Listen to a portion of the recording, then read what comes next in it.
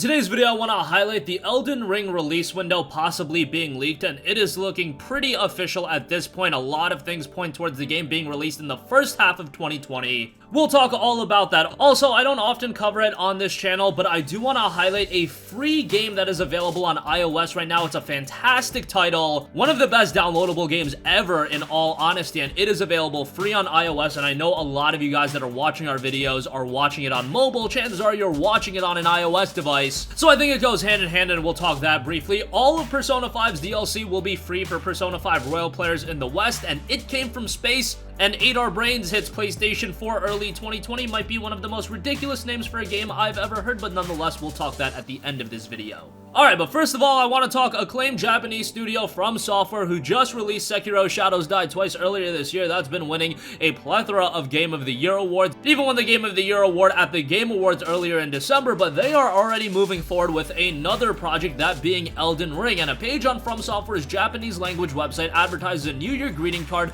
that players can register to receive with Sekiro Shadows Die Twice, Metal Wolf Chaos XD, or Elden Ring branding. It's here that the page is interesting, as it says Elden Ring is specifically planned for release next June. Also, listings on Target pointed towards a release window of June, so now it looks like Elden Ring will be dropping sometime in June. I don't think this is that crazy and out of the realm of possibility, especially because if I was Bandai Namco and if I was From Software, I would be wanting to get Elden Ring out a few months prior to the release of the PlayStation 5 and next Xbox, and that's for a couple of reasons. First of all, we've seen in the past that games that are released for previous generation platforms while a next-gen platform is out, they don't tend to do as well as if they're developed and released for the platform that is current right now. You can look at a game like Gran Turismo 6 that was released just a month after the release of the PlayStation 4, and it was released on the PlayStation 3, and that game did not sell that well. It very much underperformed, and I think Bandai Namco would want to avoid something like that, especially for something that's as major of a release as Elden Ring. Coupled with the fact, yes, this is a little bit greedy, however, I think from a Bandai Namco standpoint, their MO would be, hey, let's put out Elden Ring on the PlayStation 4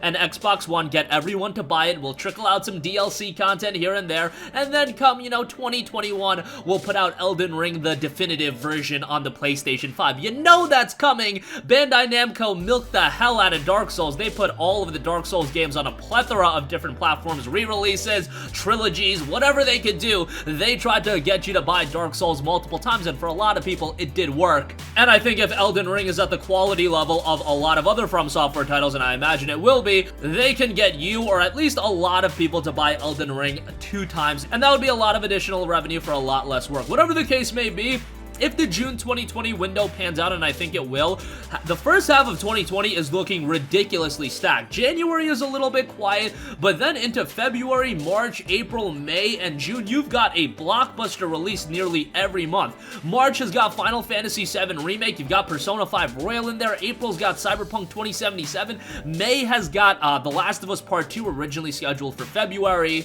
and then if June has Elden Ring, man, that's a blockbuster release every month in the first half of 2020, and that's pretty ridiculous, all things considered. Whatever the case may be, very much excited for Elden Ring, and even if Elden Ring was released on, say, the PlayStation 4 and Xbox One after the release of PlayStation 5, I think this game is one title that does transcend that barrier, and it would be a successful game regardless. I just think from Bandai Namco's MO, making the most money possible, which at the end of the day, they're a business and a publisher, that is their intention, and just making sure the game is as big of a success as possible, I think the best idea is for a June 2020 release, and then again, a year later, 9 months later, parlay that with a Elden Ring Definitive Edition release on the PlayStation 5 with all of the DLC, better graphics, better performance, better visuals, whatever, and it would do really well. Alright, moving on from that, I do want to note that Bastion is free on iOS right now, and you must claim the full free game unlock in-app purchase, and it's available for free. This, I believe, is the final day to get the game, so I just wanted to highlight that.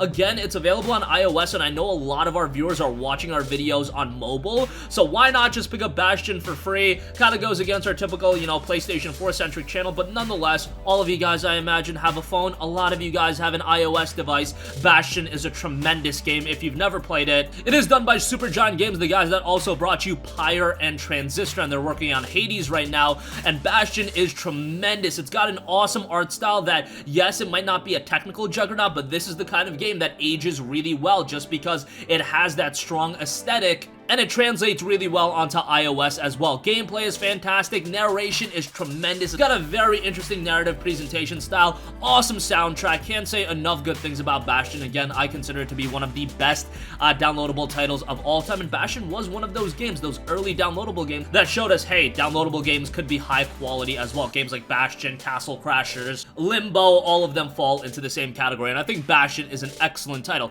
I should also note that if you want Transistor, you can get that for 99 cents on iOS. That's a great game as well, so definitely check those out. If nothing else, give Bastion a look if you're on an iPhone, iPad, whatever. Available free for the rest of the day on iOS, so give that a look. Alright, moving on from that, all Persona 5 DLCs will be free for Persona 5 Royal players in the West. News regarding the official Western release date of Persona 5 Royal, the highly anticipated enhanced version of the 6th title in the acclaimed Persona video game series dropped, and it will be coming March 31st, 2020. But what additional content are you going to be getting? Well, you're going to be getting all of the original Persona 5 DLC, and that will be free for all players of Persona 5 Royal. That's fantastic because Persona 5 Royal is a $59.99 investment. That's a relatively high price point given the fact that Persona 5 at this point can be had for like $10 to $20. So you're legit paying like $40 for all of the extra Royal content, and Royal is going to have a lot of additional content, and I don't think it's going to irk as many gamers as, say, a lot of other publishers re-releasing games, because Persona 5 was at such a high quality level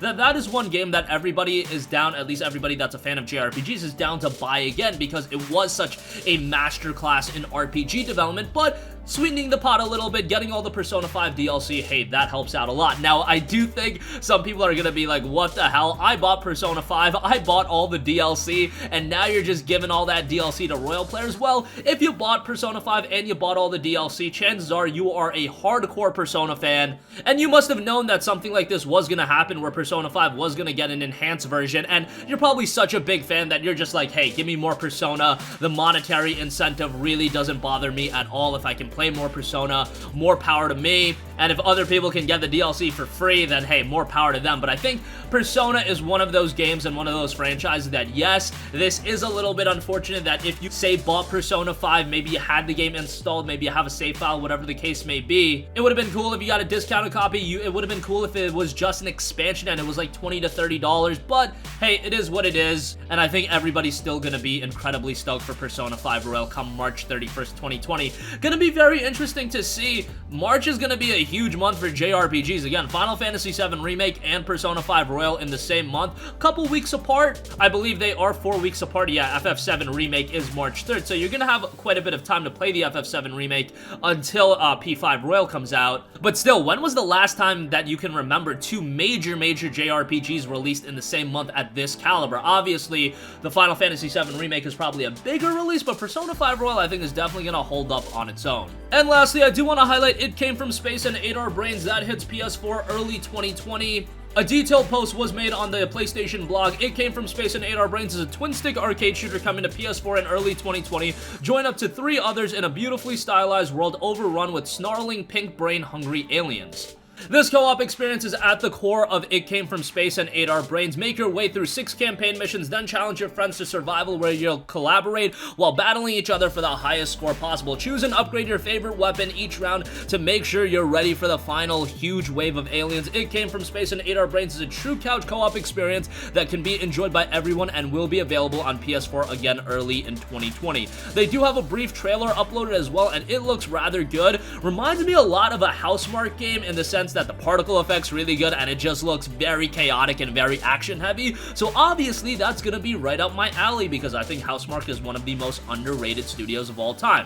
It does also have a little bit more of a simplistic look to it, but I definitely dig the presentation and the art style, and I think for a cooperative focused experience, an art style like this is really gonna work well. We'll see how the game turns out when it comes early 2020. Again, while early 2020 is highlighted by all those aforementioned major releases, that doesn't mean those are the only games that are gonna come out. You're gonna have smaller titles from It Came From Space and 8R Brains and games that are a little bit bigger and whatever the case may be. So there's gonna be a lot of games to get to in early 2020 ahead of the release of even the PS5 and next Xbox. And that's gonna conclude this video. Again, it does look like Elden Ring will be coming as early as June 2020. Bastion is free right now on iOS, so definitely give that a look. All of Persona 5's DLC will be free for Persona 5 Royal players in the West, and It Came From Space and 8R Brains hits PS4 in early 2020. That's gonna conclude this video. Sound off with all of your thoughts in the comment section down below. Thank you for watching, and goodbye. Hey guys, we hope you enjoyed the video, and if you did, make sure to hit the subscribe button, and if you're already subscribed, do us a favor and hit the bell icon. This way you'll be notified whenever we post a new video. That's the best way to keep up with all of our uploads, and we usually try to upload 2 videos a day. And with the bell icon hit, you'll be notified whenever we do upload a video. As always, thanks for watching.